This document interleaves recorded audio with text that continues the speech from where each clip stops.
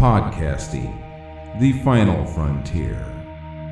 These are the episodes of a Catch as Catch Can podcast. Its continuing mission to explore strange, nerdy topics, to chat about sports, movies, TV, sci-fi, and so much more. To boldly pod where this nerd has gone before.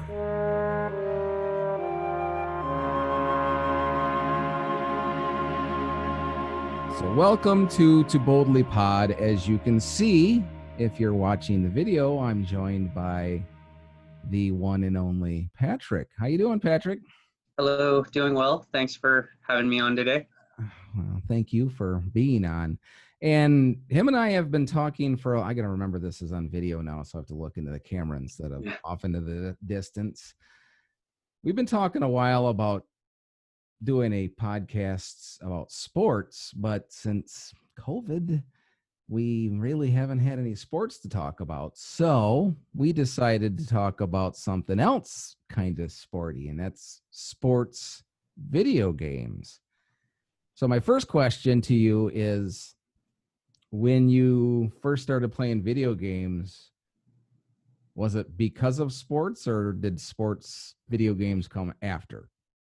Sports video games came after, just because when the Atari, I don't remember if it was 1600 or 2600 that my friend got initially, he had Asteroids and Pitfall. And those were the first two games I ever played, and we played those continuously. So it was a little while before I had access to any sports ones. And those early Atari sports games were clunky, is about the politest way I could put it. Good old 8-bit. Yeah, so I don't think until the original Nintendo NES system came out, I don't think sports video games were particularly viable. But then that just launched it to a level where it changed everything, and sports games became a big part of my gameplay. So before we started recording, Erin, your wife, was mentioning she didn't have much sports video game knowledge, and we talked about Paperboy. So question, last night on Timelines, I mentioned Pong was the first big video game. Is that a sports game? I would say that it is. And it's 2-bit glory. It's as much a sport as, it's as much of a sport as ping pong is. Yeah, good point. Or table hockey, or whatever that was called. Yep. All right. So what video games, I know there was one that you and I both want to talk about, but I'll let you decide which one you want to talk about first. Well, it's almost a good natural transition in the fact that the one we both want to talk about is also one of the very earliest, but that hit it out of the ballpark right from the get-go. I agree. And that's Baseball Stars. Just killed it. As far as NES goes, I still believe that the way it's put together, it's my favorite baseball video game I've ever played. The fact that they let you create your own players, and you could choose their sizes and everything else based on, like, Ricky Henderson, I made sure he was a smaller speed guy. You had Reggie Jackson was going to be more beefy, whatever. And then the fact that it kept track of your stats throughout the entire season and each player and how they were doing, it was so far ahead of its time. So you're a stat nerd like I am. Yes. So question, did you make little leagues up with your friends in Baseball Stars? I did. I had two really best friends that we would play. So the leagues were small. It was just the three of us, but we would put together teams, and we even had points where, and I'm trying to remember if it was Baseball Stars or not until Baseball Stars 2, but where it would actually let you trade. And so there were times where we would trade created players with each other. Oh, wow. Cool. Do you remember any of your team names? I don't remember team names. I've got a pretty good recollection of the rosters I would put together, but I don't remember the team names I use. I remember mine was the Tulsa Timbers. I don't know why. And then we relocated to Augusta, Maine for whatever reason, became the Augusta Timbers. But one thing I learned about that game, well, actually all of us, other than the kid that owned it, was we didn't know if you played versus that you could power up your players. So we were trying to figure out how this kid was getting so much better than the rest of us. And then one of my other buddies showed up there one day and he's playing. He's like, "What are you doing?" He's like, "I'm just playing." And he noticed he was powering all his players. I was like, "Yeah, there's the ticket." Yeah. Love that game though. Yeah, it was so fun. And I would get unreasonably upset if like one of my players that I was specifically working on a certain stat, like Ricky Henderson with batting average or whatever, and if he'd go into a slight slump and dump below a 300 batting average, it would just irk me. Oh, memories. Did you play any other games? Because the other one I thought of was RBI baseball. See, I played some RBI baseball, and I would always, I'd try to play more of the different baseball games, RBI, other ones and stuff, but I always found myself going back to All-Star Baseball, and really have not played a lot of the other baseball games going forward. My sports games going more modern. I played a lot more football games in the future and some basketball and quite a bit of hockey, but I really fell off the baseball ones for some reason. I think they didn't hold up to me like All-Star Baseball did. Right. Well, I think once they started incorporating the Major League schedule, so you had 162 games to play in a season, and it's like, ugh.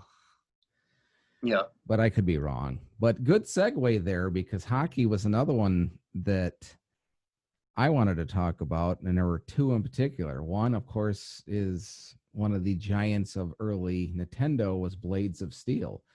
Yeah. Was that the one you played? Yeah, that's the one I played most. And like we all know, Blades of Steel was 25% about the hockey and 75% about dropping the gloves. Dropping with those nice, 8-bit fighters standing there. Yeah, the single punch. But you would work your butt off to try to run someone down and get in their face just to make them fight you. Well, it's once if you figured out that little cheat about the round the net, you could pretty much score anytime. Yeah, that too. Used to hate that because my friend would do that, and I was doing what you were saying, like skating around trying to drill people to start fights, and he'd just go around me and do the little around the net thing and whatever that. Yeah. But I also loved NHL in its early years, like 94, 3-ish. Yeah. So what else you got? One that I think people liked a lot, but I don't think really gets talked about much nowadays when people reminisce about, but the Mike Tyson's Punch-Out. I got it right here.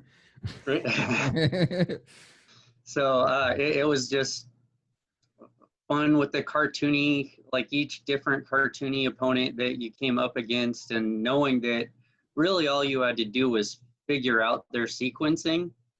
And once you figured out the sequencing trick for each one, you pretty much were going to beat them. And then you had to get on to the next one and figure out what their sequencing trick was going to be.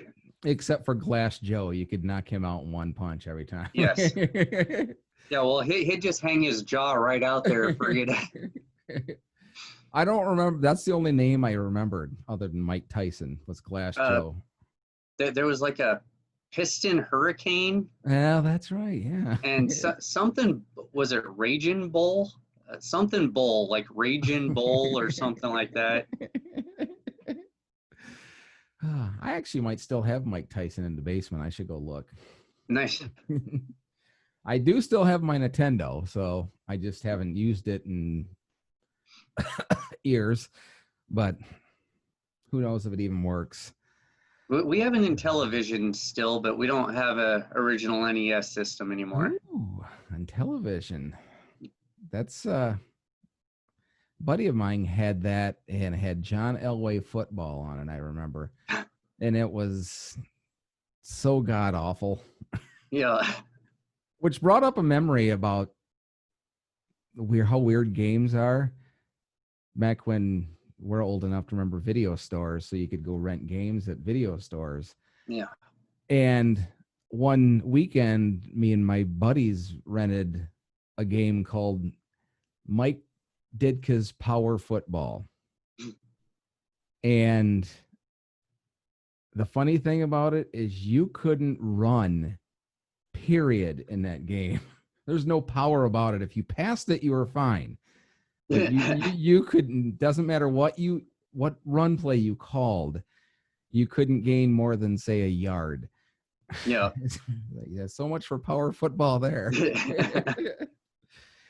One of the other ones that now you can cross out that, but the basketball ones were like Double Dribble and a little bit of NBA Jam, but not too much.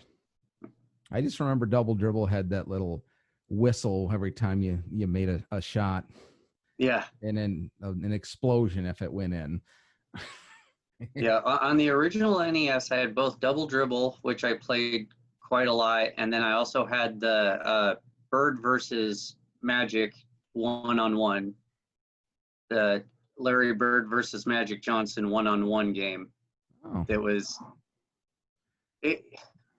was fun at first, but that once, if you were playing against someone, you had to be Larry Bird because all you had to do if you were Bird was stay outside and shoot. If you stayed outside and shot, you'd hit shot after shot after shot, and Magic's whole game was driving to the hoop. Well, if you're going to the hoop, Bird has a chance to D you up. Right. So if you're Bird, you just get the ball and you shoot, and you're gonna score 80% of the time. See, and Magic didn't have anyone to make those fancy passes to. So yes, which was the biggest part of his game. He could score, but he was much more about the passing. So right. That's why he was called Showtime. Yep. I don't remember a ton about Double Dribble other than really the sound effects, and it wasn't the greatest game.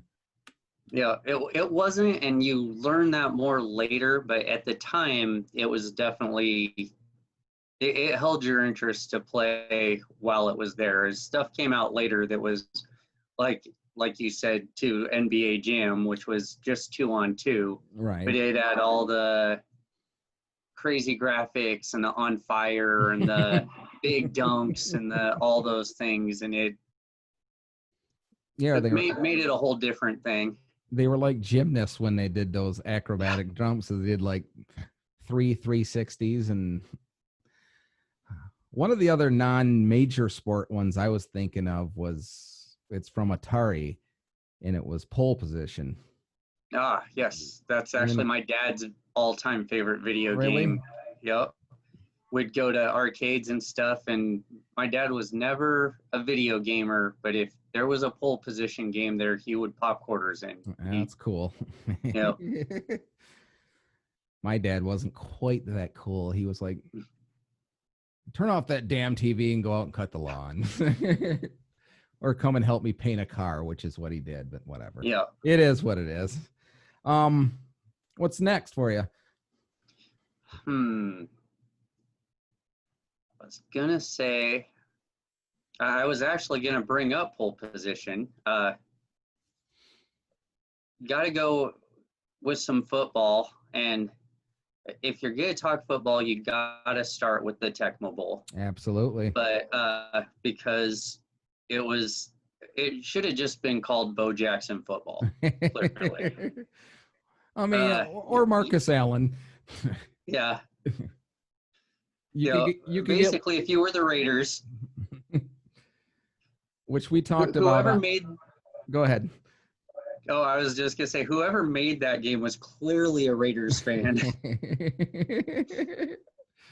We talked about it on the last podcast, that little bit about Tecmo Bowl, and my group of friends, we all just decided at some point, it's like, we're gonna play Tecmo Bowl, but nobody can be the Raiders.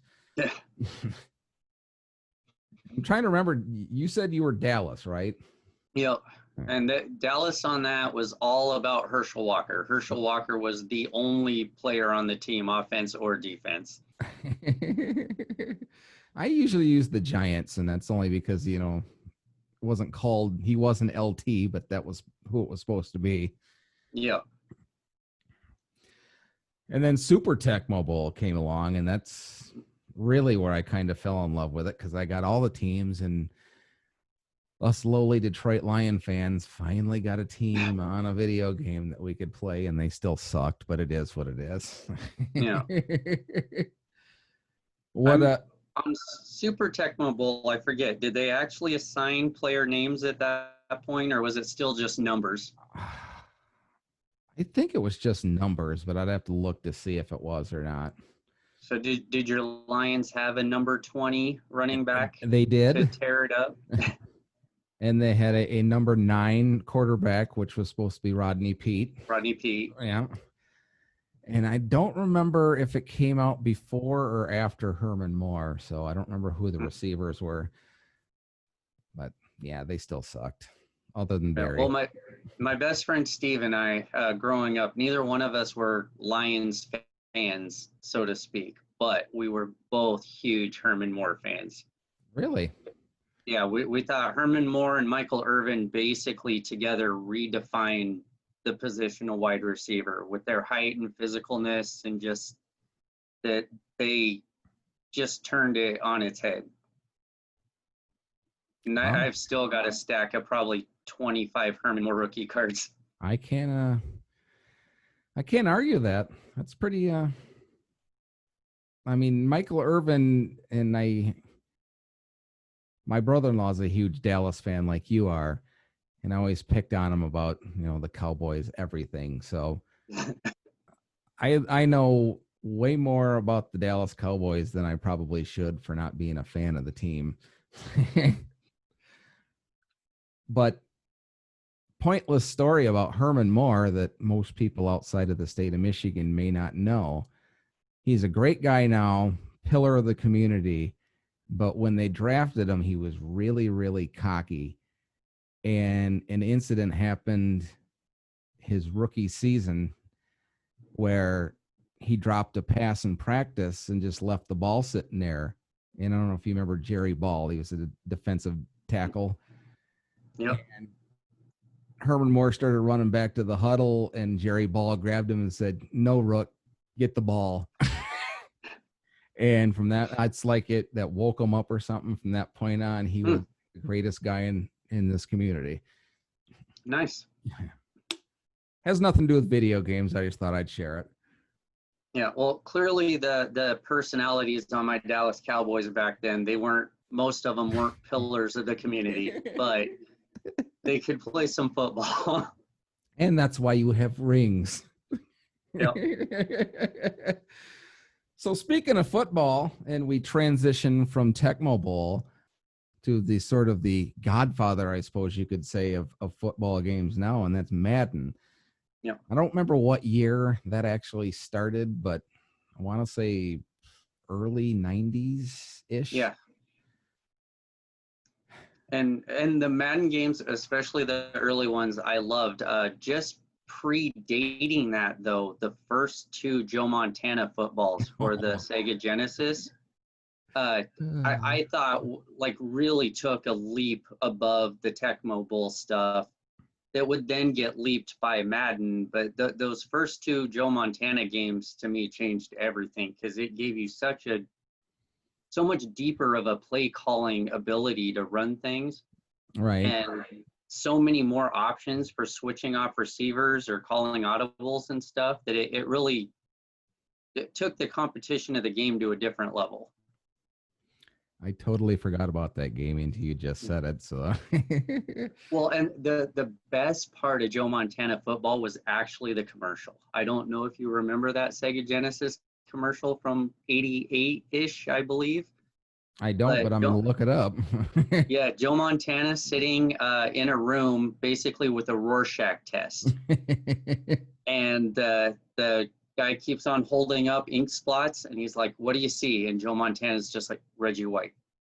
"What do you see?" "Reggie White." "What do you see?" "Reggie White." Oh, commercials. You got to Yeah. love them. I totally lost what I was going to ask you now. It had something to do with, we were talking about Madden, and then we talked via text before this, and I had mentioned NCAA football, and you said you weren't a huge player in it. And one story, and I know you're from Idaho, so I don't know how you're going to take this or not, but one thing I loved about NCAA when they turned it into sort of a career path game, so you could take any team and get hired by any team. So, and I know you're a Boise State fan, so don't get too mad here. I took Nevada and turned them into a powerhouse, or not Nevada, Idaho, the Vandals, and turned them into a national powerhouse. So apologies for every year that I played Boise State and I just spanked the living out of them. Well, question for you. Do you happen to remember who your Vandals quarterback was at that point in time? Would have it been John Freeze? I don't know. I think it was, if I'm remembering it, was number 10. Okay.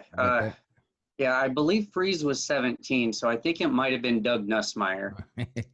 I do know both of those names, though, just from career backups. Yep. Yes, career backups. John Freeze actually went to my high school, graduated a couple years before I did. Now, wasn't his, maybe I'm remembering this wrong, was it him or his brother that was supposed to be the next big thing? It was him. John was supposed to be the next big thing, drafted by the Redskins, Chargers. Drafted by the Chargers, goes to the Redskins for a while, but spent the majority of his career as a backup for the Patriots. You know who I was thinking of brother-wise was Dan McGuire, Mark McGuire, brother, who really ended up being nothing. Yes, the Seahawk draft pick, Dan McGuire. I was a huge Mark McGuire fan growing up. I was an A's fan. Ricky Henderson, Mark McGuire, Jose Canseco, all those guys. So the Dan McGuire thing, and then living in the Pacific Northwest, I know all about the bust that was Dan McGuire. So what made you a Yankees fan then, if you were an A's fan?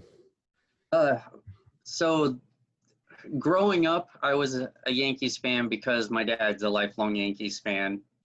And then I had that point in time where really it was the accumulation of talent all right there at the late 80s of the A's that turned me to an A's fan for a handful of years. Right. And then as soon as Ricky Henderson went back to the Yankees, it rekindled me as a Yankees fan again. Ricky's my all-time favorite player. So you were probably a favorite team because that guy played on like half the league. So yeah, but I was really, it was only with the A's and the Yankees that the team loyalty transferred. When he went to the Mets, the Blue Jays, any of those other teams, I still liked him, but I didn't necessarily root for the teams anymore. It was just as an A and a Yankee that I was rooting for his team more. Now I got us off track, and I'm going to keep us off track for another 60 seconds here, but I'm sure you know who Kenny Smith is. Yep. The basketball player. Well, he was on my local sports talk channel today promoting something that he's doing. And right at the end of the interview, the host kind of slid in a jab. He goes, I was going to ask you about the the 9 games you played with the Pistons in 1996, but I figured you didn't have much to say. And he's just like, yeah, no. Yeah. Anyways, going back to video games, what else you got on your list? I'm trying to remember what soccer game it was that I played, but pre-FIFA, and I should have looked it up because the name is absolutely escaping me, but I did enjoy playing some soccer games from time to time, but my brain is completely blanking on this, and I know it was pre like FIFA World Cup stuff, but for the life of me, I cannot think of what it was. It was a NES, so it may have just been called NES Soccer. Yeah, it could have been.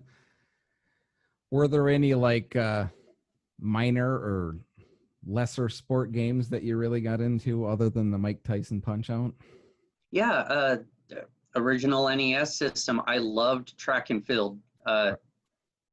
That game, it was probably my first ever quote unquote button masher, especially on the sprinting events, because you would just set the controller in your lap and you would use your index fingers and just hit A and B back and forth as fast as you possibly could to make him run.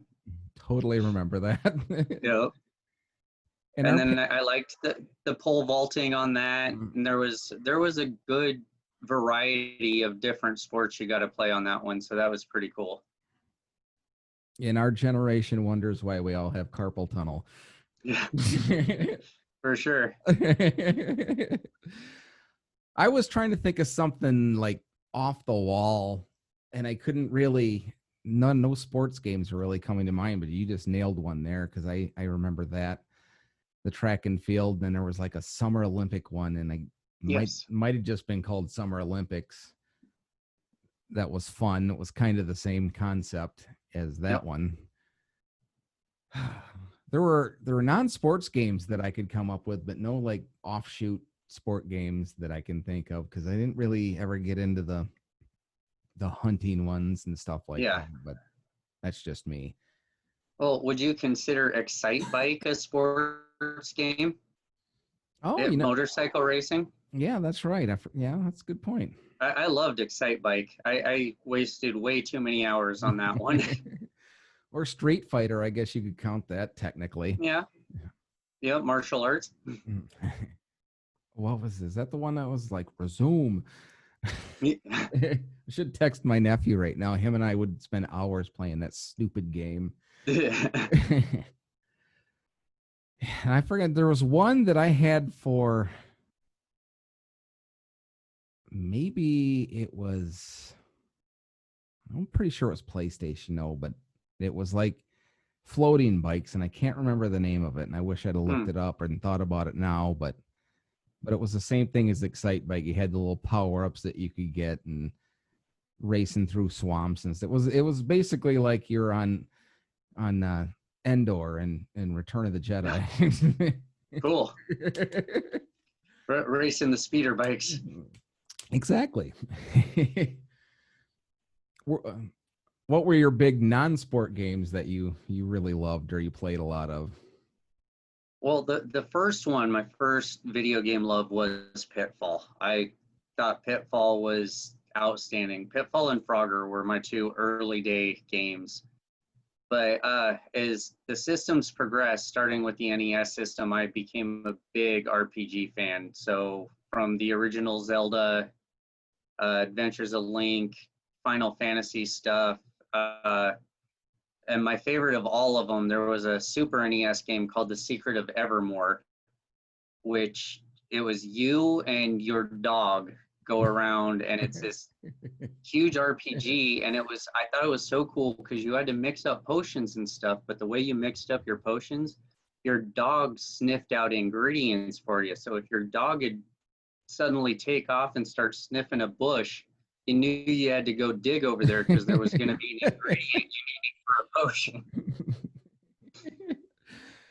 So you were the guy that would sit there playing Final Fantasy and just walk around in between towns collecting experience points Yep. for hours on Yeah. end. Yep. What now the kids refer to as mining, going and mining things. It's like, yeah, I would lose track of time just wandering through wildernesses collecting items. I just remember my ex would do that. She would sit there for hours on end, and I would be sitting there and like, just go in the damn town.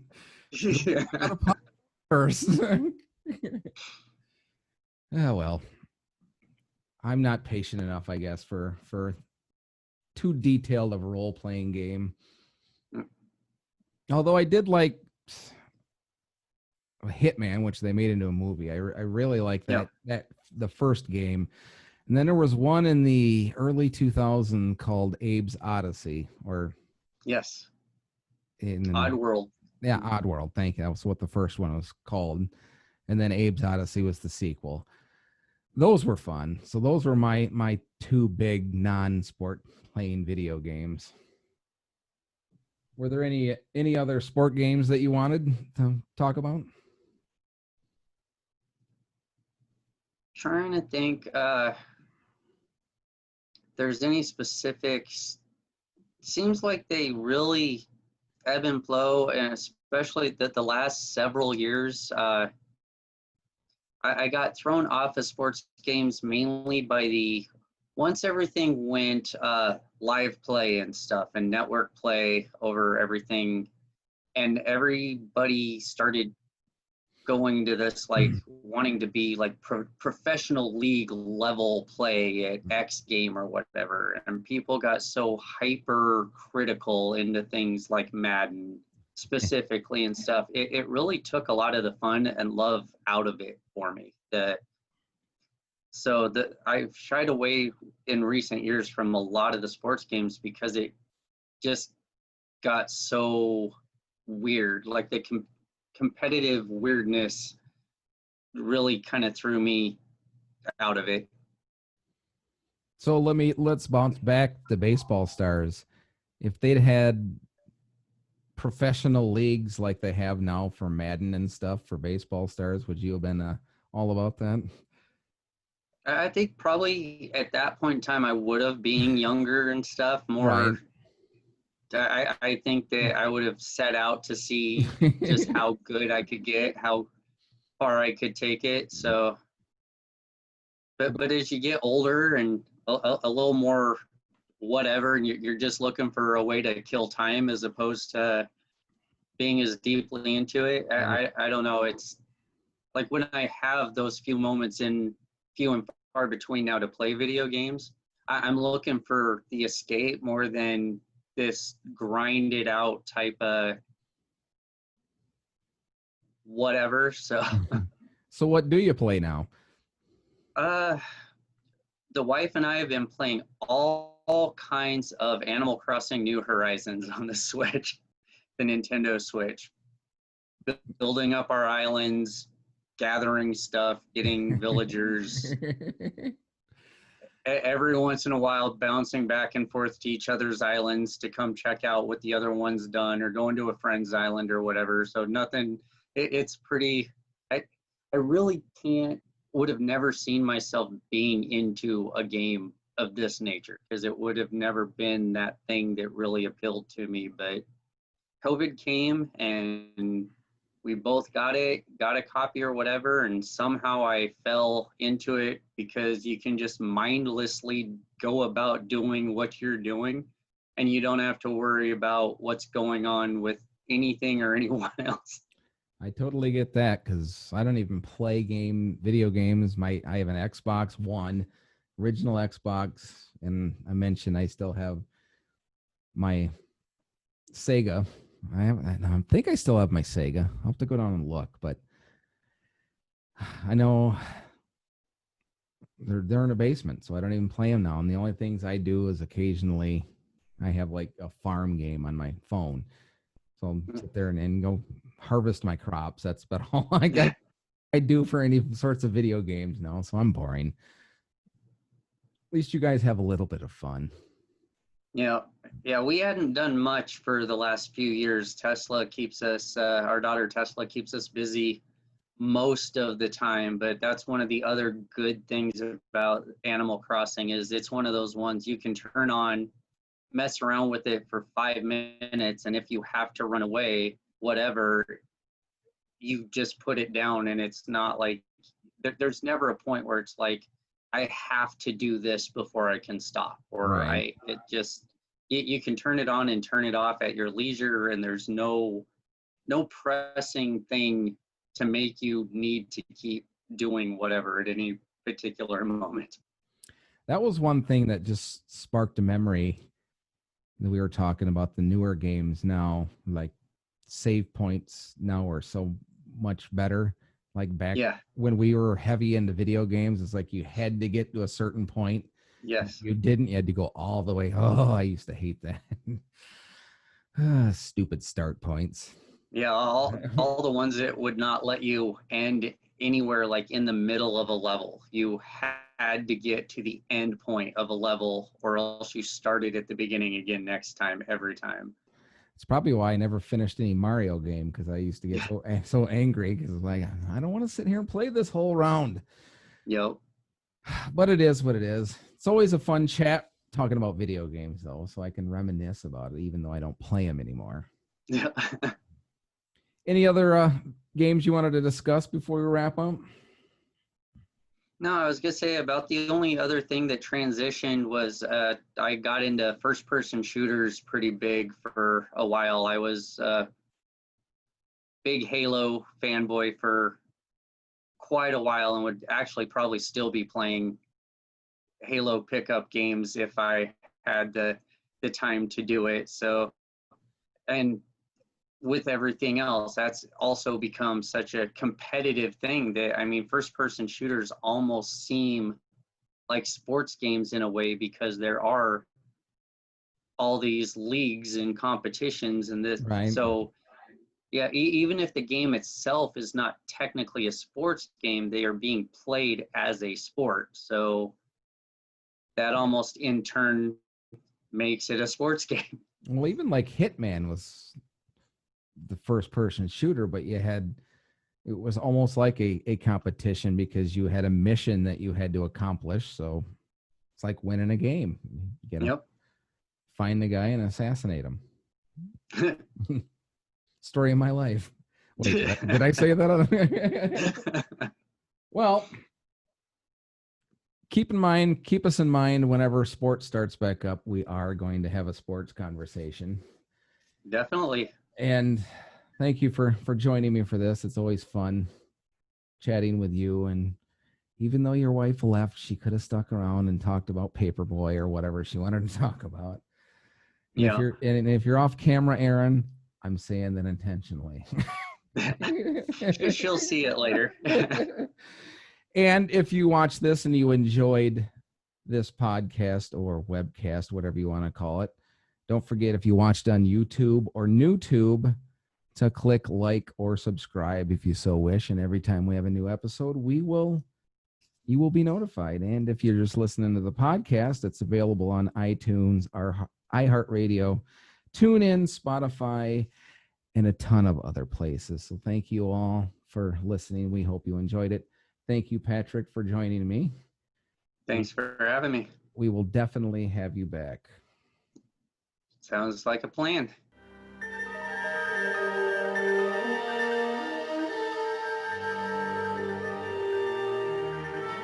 If you have any thoughts about the topics discussed on today's podcast, let me know on Facebook or Twitter at TooBoldlyPod. And until next time, may you live long and prosper.